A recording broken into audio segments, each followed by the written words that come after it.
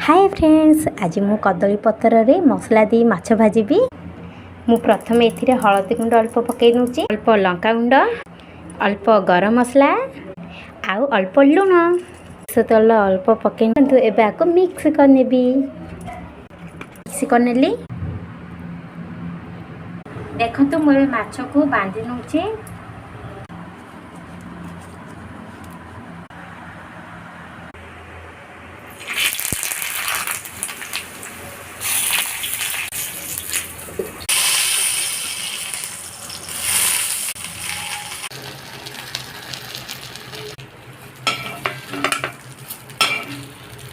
देखंतु मोर माछ भजाइला आपको बे वर्तमान मु खोलुची। देखंतु मु बाहर करची।